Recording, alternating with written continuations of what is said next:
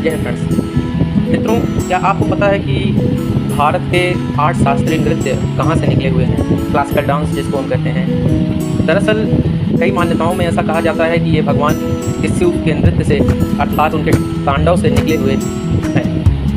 साथ ही ऐसा भी कहते हैं कि यह उनकी जगह जगह की लोक परंपरा है शास्त्रीय नृत्य। तो आज हम कुछ ऐसे टॉपिक के ऊपर बात करेंगे। शास्त्रीय नृत्यों को, अपने भारत के शास्त्रीय नृत्यों को हम बताएंगे। और ऐसा कहा जाता है कि माँ सती के अग्नि में जल जाने के बाद भगवान विष्णु ने जब सती के शरीर को नष्ट कर दिया, मतलब उनको समाप्त कर दिया उसके शरीर को, क्योंकि शंकर जी क्रोध अग्नि में जल रहे थे, तो फिर ऐसा तांडव कर रहे थे, मतलब ऐसा विध्वंस कर रहे थे जिससे पूरी सृष्टि समाप्त हो जाती, ऐसा लग रहा था।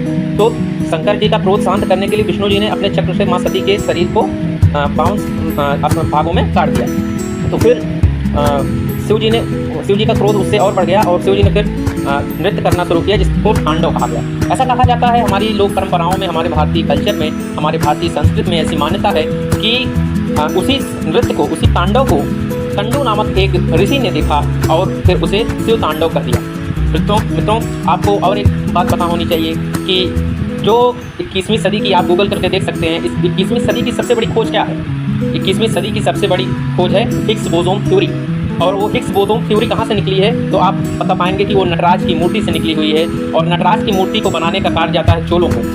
राजा राज चोल के द्वारा ही अपने कक्ष में उस मूर्ति का सर्वप्रथम निर्माण कराया गया था, जिसके बाद उसको अंग्रेज बाद में लेके गए, अपने ब्रिटिश लेके गए। फिर उस पर काफ़ी आज 21वीं सदी में अब जाके काफ़ी रिसर्च हुई, तो सबसे बड़ी खोज जो होती है वो यही थी हिग्स बोसोन की, कि न्यूट्रॉन्स और इलेक्ट्रॉन्स के बीच जो संबंध है, उन्हीं मुद्राओं को क्रिएटिविटी के साथ दर्शाता है वह शिव तांडव का वह मुद्राएं जिसके द्वारा शिव शंभु नृत्य करते हैं, अर्थात वो तांडव की मूर्ति।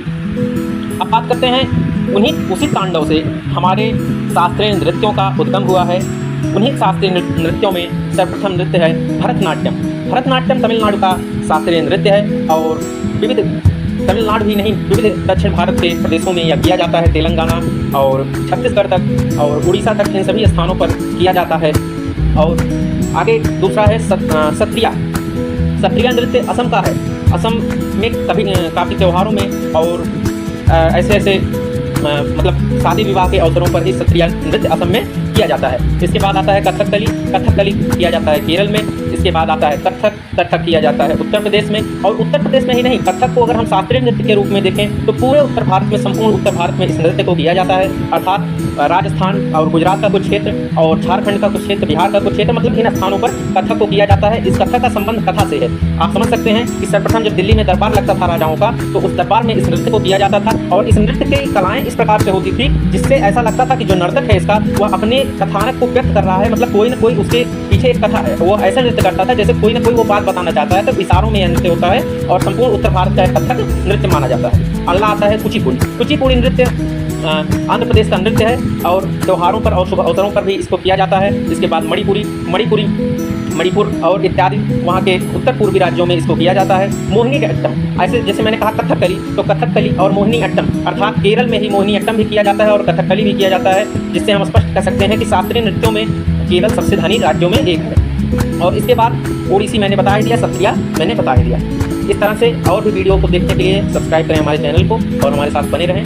और यदि आपको अपनी मातृभूमि पर, अपने संस्कृत पर और अपने सनातन धर्म पर, इत्यादि पर गर्व है और गर्व है कि आप भारतीय हैं, तो ऐसी वीडियो को, मेरी ही नहीं चाहे जिसकी भी वीडियो हो, आप देखें और जानकारी अधिक से अधिक प्राप्त करें। क्योंकि जिसको अपने ऊपर और अपनी जानकारी, अपने अतीत का ज्ञान नहीं है, वह मनुष्य तुच्छ प्राणियों में आता है, होमोसेपियंस की श्रेणियों में ही वह आता है, इलेक्ट्रोसेपियंस की श्रेणियों में आता है। इसलिए ऐसे ज्ञान को प्राप्त करें। धन्यवाद। जय हिंद, जय भारत।